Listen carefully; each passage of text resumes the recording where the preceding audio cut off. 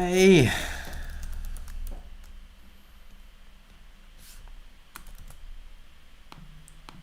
Dom, how's it going? Did you get some wind? How's everyone doing? How's your week been? Have you been sailing? Hi, Jorg. How is it going, everyone? Um, how are you doing? Did you sail? I didn't, but I want to get on the water maybe this week. So I'm looking for places to do that. Maybe going to the Canaries. Looks like Gran Canaria's got a good forecast for this week, so I'm looking into that. But yeah, if you guys sailed, let me know how it was. And if you didn't sail, what were you doing? Hi, Eric. So today we're going to go through the coaching. I think there wasn't that much posted this week, so we're going to go pretty quick, I think, through this, but you guys can always ask questions and I'll answer them, of course. So even though there wasn't much posted during the week, I'm happy to talk about whatever you guys want and just go through it.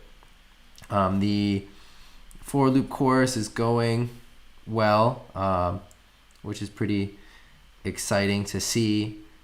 Yeah, it's cool. I'm pretty excited with this format for teaching windsurfing. A little bit of a different format.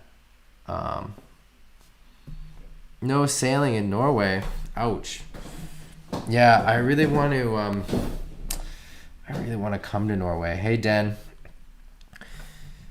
Yeah, I really want to go there. That's one of my bucket list places that I want to get a session in. I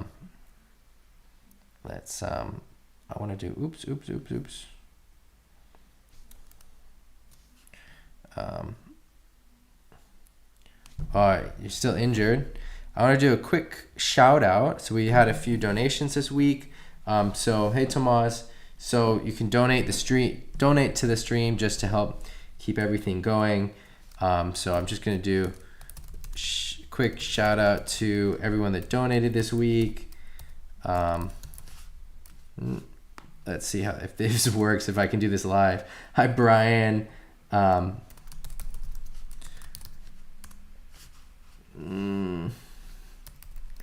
not sure if this is gonna work. I'm gonna do this after, but I'll do a quick shout out just verbally. So if you want to donate as well, it's in the announcement section. So thanks, Mark Dowson, to Mario, to Ragnar, to John Wells,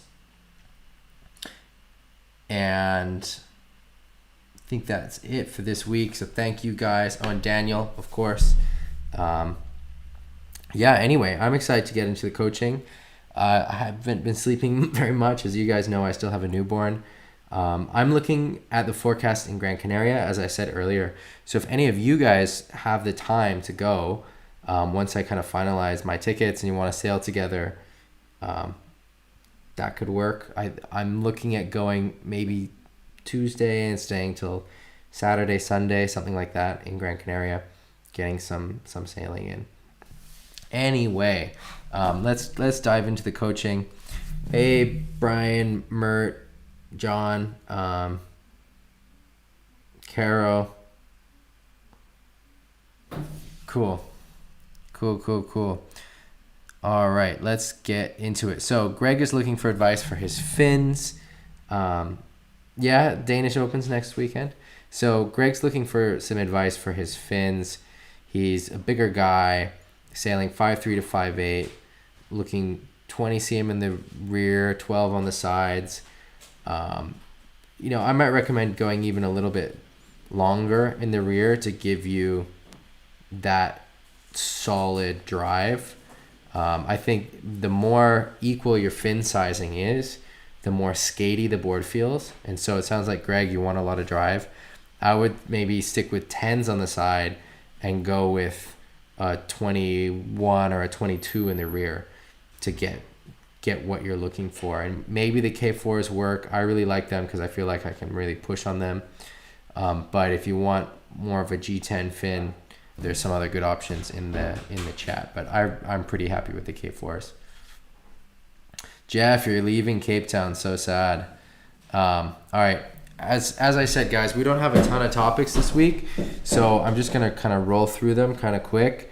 But if you guys have questions, don't hesitate to ask them in the chat. Jenny asks about converting a quad to a twin. Yep, you totally can do that. I've done that before on boards. I get boards sometimes with 5 boxes, and I'll write it as a twin or a thruster. Now, there is an argument that it might not be ideal, because if you were to set those boxes just for a fin rather than for a twin, rather than a quad, it might be a little bit different. The boxes might be a little bit farther apart, maybe for the twin, but it'll still work. It'll still work fine as a twin, your quad board. Robert posted this cool post just looking at different bottom turns and his bottom turn technique. It's cool to see he's got quite a bit of consistency here. There's something that's interesting that came up in the conversation down below, and there's 26 comments, so that's really great to see. And it's about how do you get that drive more equal on both your feet, right? So it's not so much on your back foot. Jeff brings this up. And there's one trick that I find really useful, and actually I learned it from Nick Baker. When I was coming up on the tour, Nick Baker was still competing. He had, I think, a few years. I did my first World Cup in 2004, and I think Nick Baker was on the tour until, I want to say, 2009. So we had quite a bit of overlap. And this is one of the things he told me he uses when he sails port tack, because he's predominantly a starboard tack sailor. And so has some sort of mental things that he says to himself to help him when he transitions to port tack. And one of the things that he does is he makes sure that his hips are turned into the turn. And so the way that kind of looks like is that my hips are facing the rail, and my toes are facing the rail, and my knees are facing the rail. Everything is facing the rail, so it's facing into the turn. Whereas if your hips are facing the nose of your board, then you're going to be very much on your back foot. So now the next question that you might be having is like, okay, well, that's all fine and good if it's down the line conditions and you've got side off winds. How do you do that when it's onshore? Because you need to open up the sail, right? And that is a great question. And I've got some footage here that hopefully shows an example of what that looks like. Hey, Carl, missed some excellent sailing, epic sailing. Sorry to hear that. All right, so here's an example of that, trying to turn those hips into the turn, but still keep the sail open in onshore conditions. And so then my body is really twisting, but it's twisting at above the hips. And my hips end up being a little bit turned towards the nose, but the knees are really facing into the turn, facing the toes. And I think there's some other examples I have here. These are some videos that I marked specifically for the coaching. This is from the clinic that we did in Denmark. Let's see this one. Yeah, so here you can see really my body's kind of disjointed, and so I'm really leaning into the turn, but still managing to keep the sail open.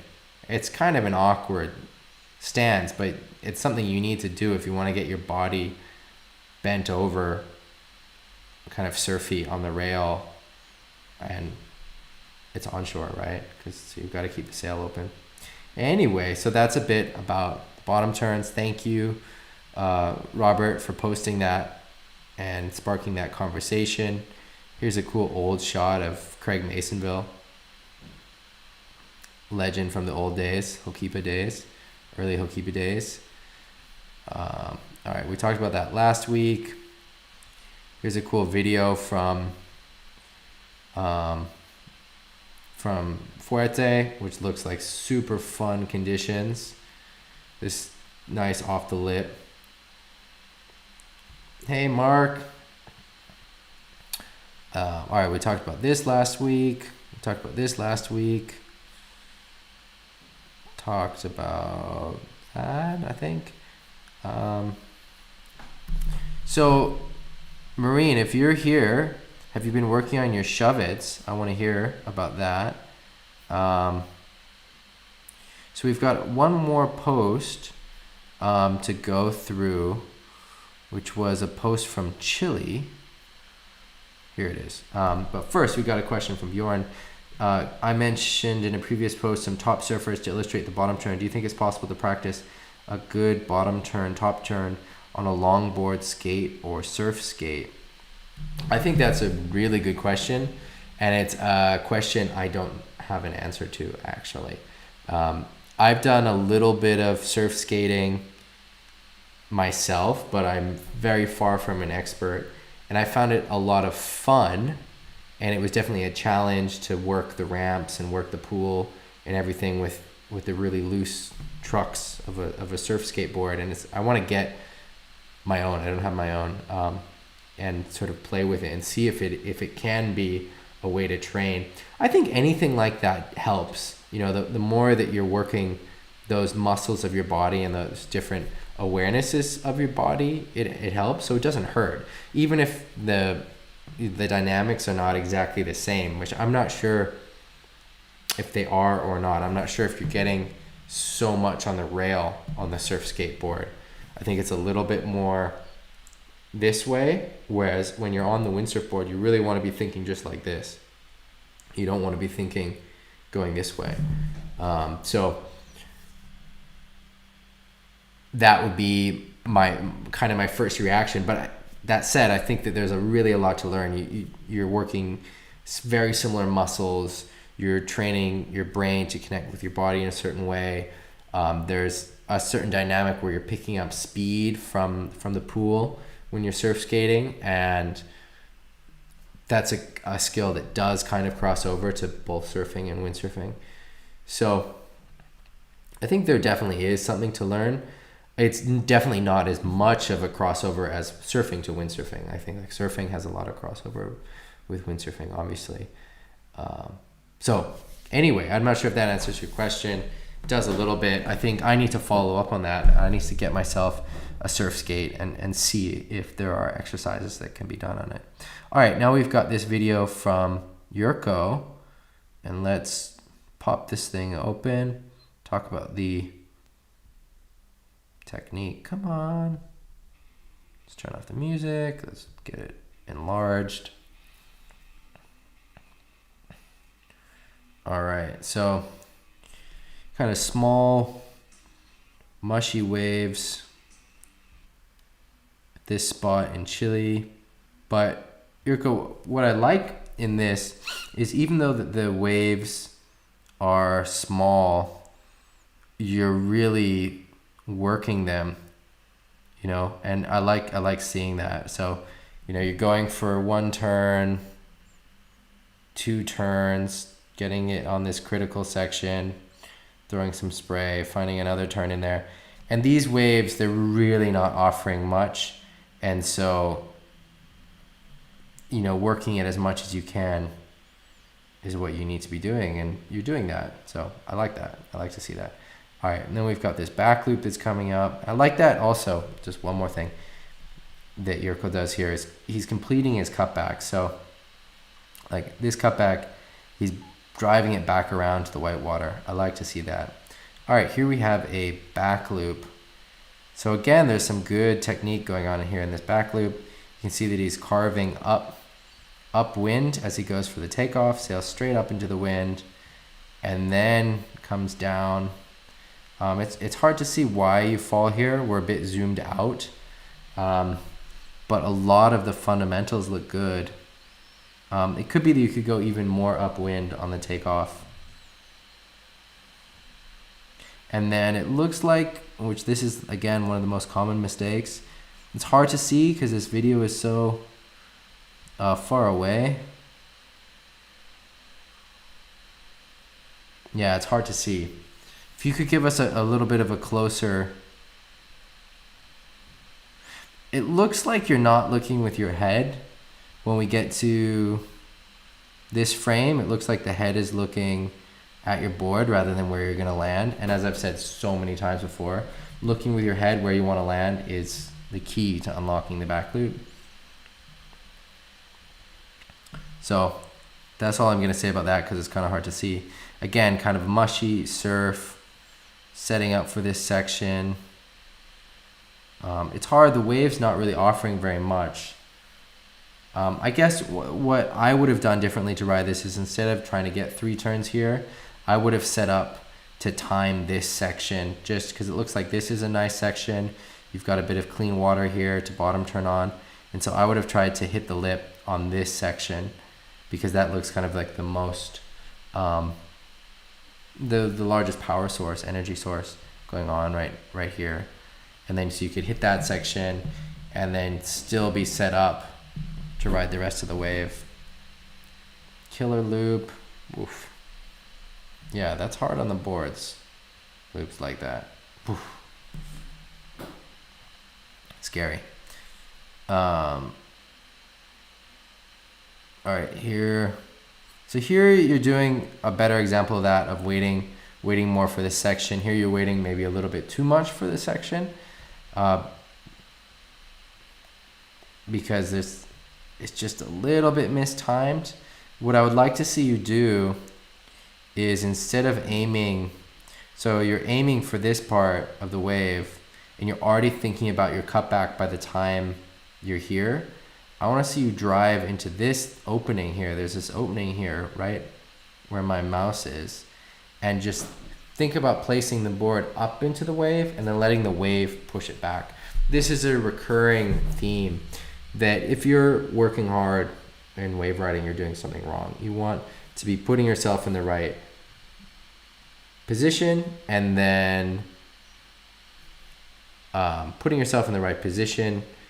letting the wave do the work. And so you want to just insert your board in there and let the wave push you back. Dom, can you post a link in the chat? I would definitely check that out. Post a link in the chat and I will check it out. And if it has a password and you don't want other people to see it, just message me the password and I'll look at it on my phone so people can't see it on the screen.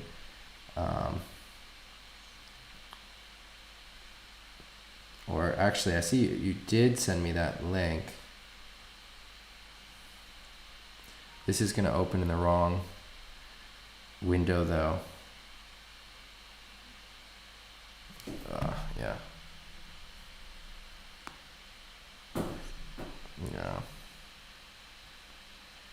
All right, so we're a little bit sorry about this, guys. So let's, all right, so I just got this from my phone, but come on.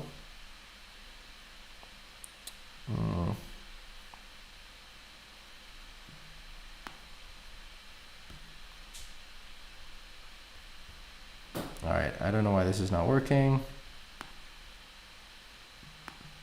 All right, there we are. Got it working. All right. All right, here's Dom's video.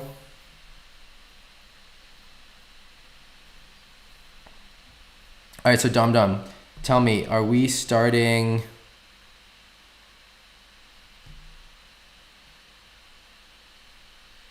What, where should we start on these?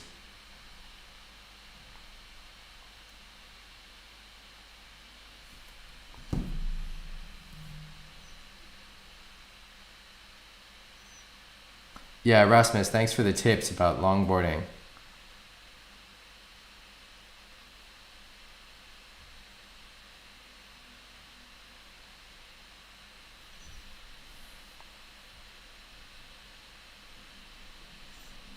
Yeah, that looks good. The blue sail session. Okay, so is that in the beginning or is that at the end? We just saw some blue sail.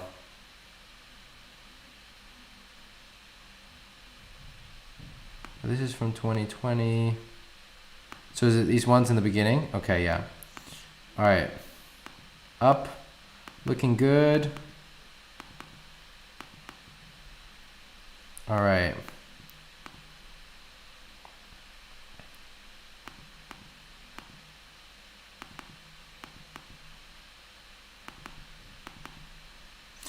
So this is looking pretty solid. I would like to see your head turning a little bit sooner. So you start rotating here, right? And then your head looks. And I think that's causing a bit of that disconnect where you're rotating a certain speed and then changing speed. So, all right, hold on. I'm just reading your comment. So the wide grip helped, but I guess more important is to get confident with the gear push in front on the way down to stop control the rotation. Yes, that's absolutely correct. But also this with your head, I think will make a difference. So up till this point looks great, but I want to see you looking sooner with your head to help the rotation. All right, let's watch this one.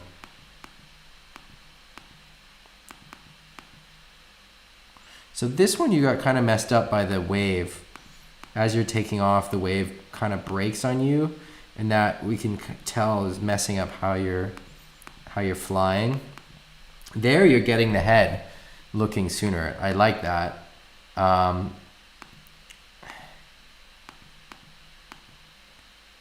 But you're not looking at where you're gonna land. You're looking at the beach. You're looking at the cameraman here, right? So you're looking where you're going, but here you're looking where you're gonna land. I wanna see that sooner. I wanna see that sooner. We're really trying to find your landing from the top. There. Yeah, that one was better. I like this. You've got so much control. I know it's kind of funky. It's a little bit of a strange back loop, but you've got really a lot of control in this one. Like, you know, you head up nice and upwind, controlled jump. You're turning your head before the rest of your rig is rotating, and you land it. All right. Up, up, up. So can you see that dom-dom? You've got this like kind of three-part thing with the head where you're looking up, then you're looking over but not where you're gonna land, and then you're looking at where you're gonna land. I wanna see you find where you're gonna land from the top of the jump with your head. All right, up, up, up. There, this looks better. I mean, again, you're still looking more at us than at the water, but it does look better. And you land that one too.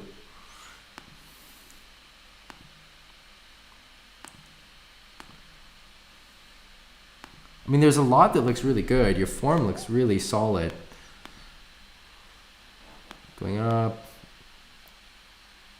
Your feet look good. Your head looks good. I mean, the main thing I would say for this is it's about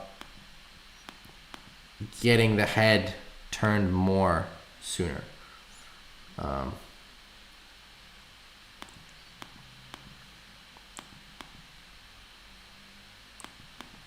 More nosedive is definitely good. And I think if you're looking with the head, I think it will help with that, because by just looking towards the beach with the head, you start turning towards the beach, and then looking down, you're kind of flattening out a little bit. So I think those two are related,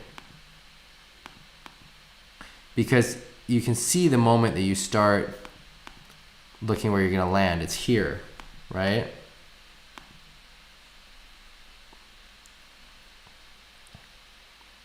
All right, have we seen this one already? So this one is March 2021. All right, so let me catch up on all the comments.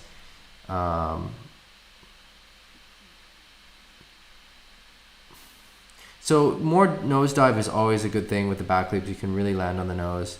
But I think the thing I'm talking about with the head is going to make a big difference.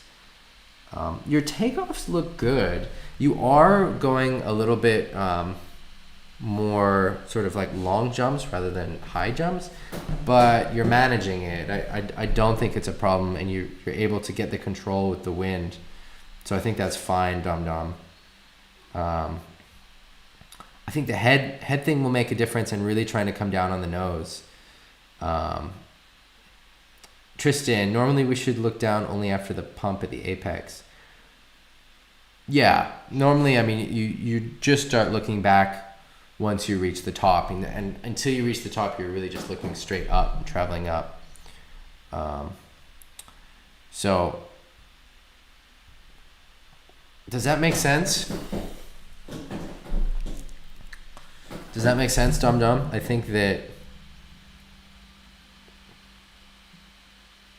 the head thing will really make a difference.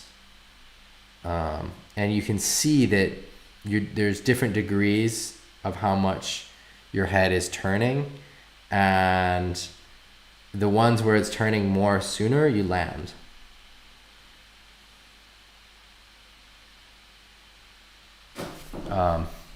But your form, everything's looking really good. You've got a lot of control, which I like to see, as you're jumping up. So it's looking good. As I've told you before, you're one windy week in Pozo away from landing these super consistently. A week where you can just do 100 a day or 200 a day. It doesn't even have to be a week, 3 days. 3 days and you do 100 a day and you're getting in 300 back loop attempts. You don't go there for anything else. You're just going there to do back loops. You'll get them because you're just like so close. I mean, you're landing them. It's just this last little bit of getting them consistent.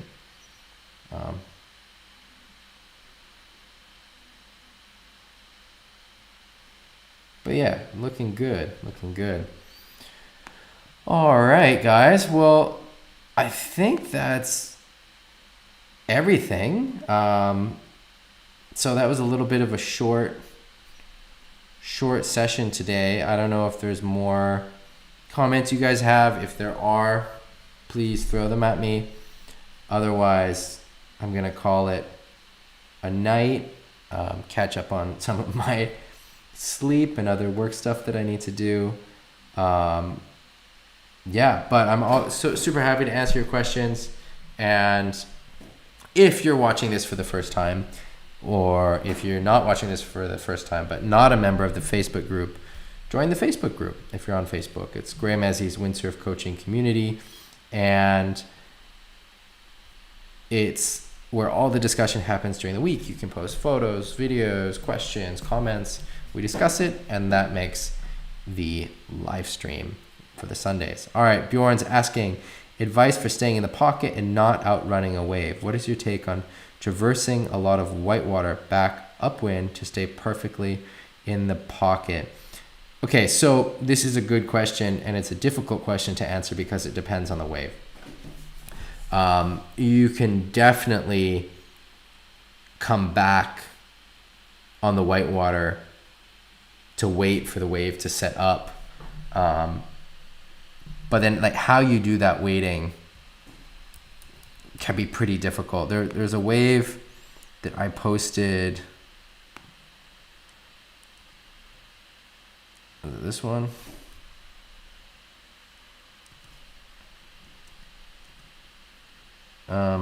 Anyway, somewhere there's a wave that I posted that I do a bit of a tail stall in order to stay in the pocket, in order to not outrun the section.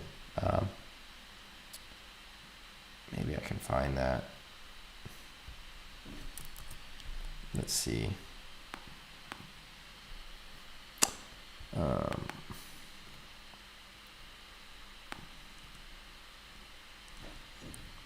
Yeah, but this is a great question. So staying in the pocket.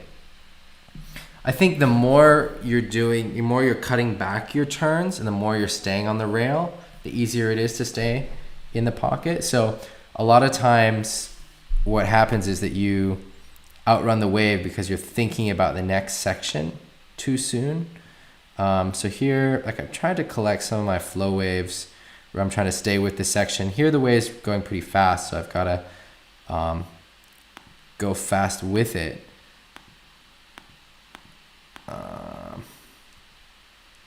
Yeah, it looks like I don't have that clip that I'm referencing to show you.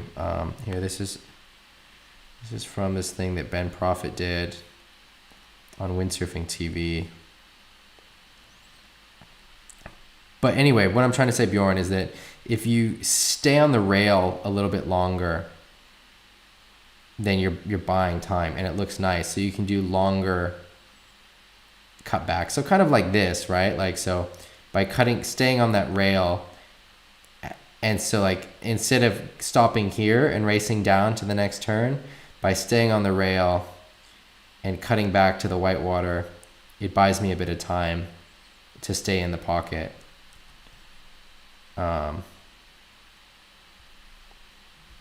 Yeah, so you can really cut back quite a bit, if that makes sense. And it depends so much on the wave, right? Faster waves, in order to stay in the pocket, you're trying to really speed down the line and not complete so much. You're just kind of trying to get in the power section, get the speed from the wave, and come back down and come back up and come back down, come back up. Like this video of here, we can watch this now. Josh Angulo, Cabo Verde. If you guys haven't watched this video, you should. This is insane. Yeah, we can watch this together now. This is such a good clip. But this is a good example of a fast wave, and he's got to really like work it to stay with it. All right, so before we get into this, I'm going to answer some of these other questions. Caro, did I think of another training week? I would really want to. I'd like to do more than one this year.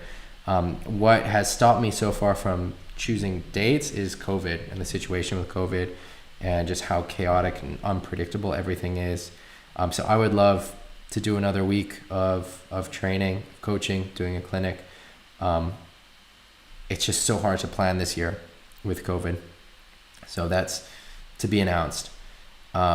Tristan, now giving arms more straight in the bottom turn, I get much more speed, so much that I have to change my timing.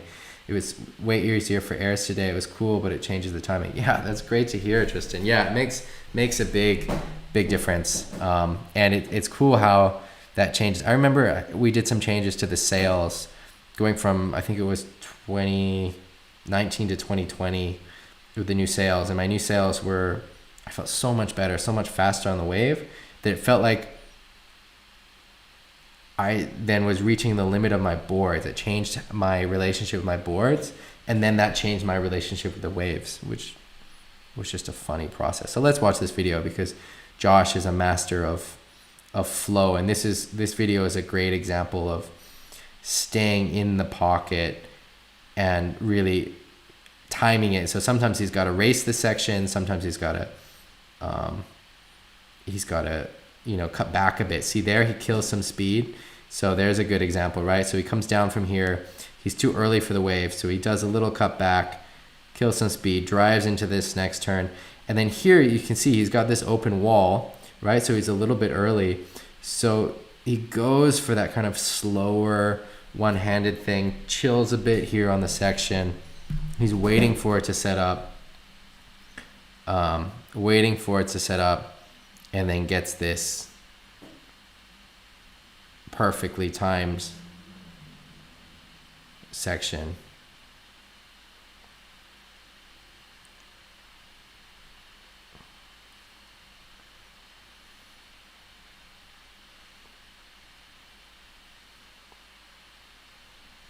Yeah, Josh was one of my inspirations.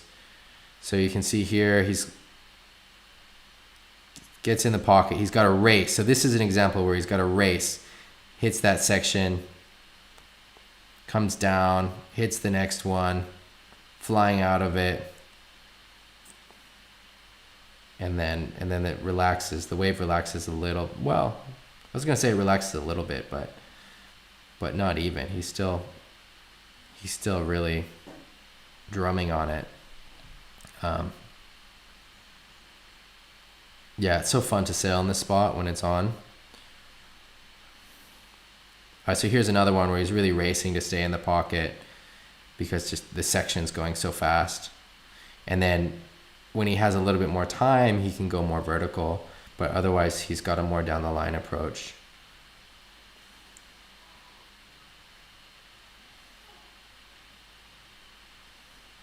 So yeah, you can see here, he's just really racing to keep that timing. Yeah, here's another one. Say in the pocket, carves back because the wave's opening up a little bit, comes in vertical. Right now, I think we're flipping to a different wave. Yeah, Rasmus, that's a good idea. Do something in silt. I'm not sure what the restrictions are for silt. I'd have to look that up. So here's another good rhythm wave.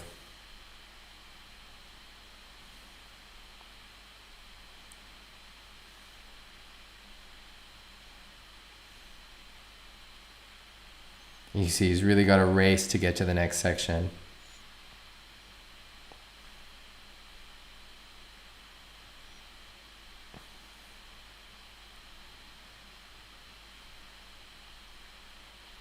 I know, these single fin rides are so cool.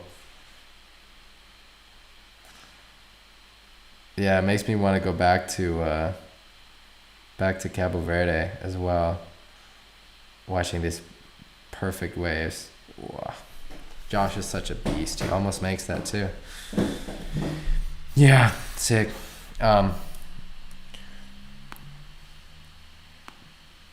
Yeah, I wonder if I've got this other wave that I'm talking about, Bjorn.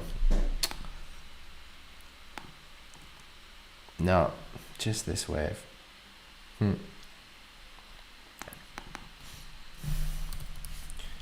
Let's see. I don't know why this one's not opening. Oh, because it's in Dropbox. That's why. Okay, so here's another one where this wave, actually, the reason that I take this different line, so this is a really different line than what I would normally take on a Hokipa wave, is because there was a surfer where I would normally go on my normal line.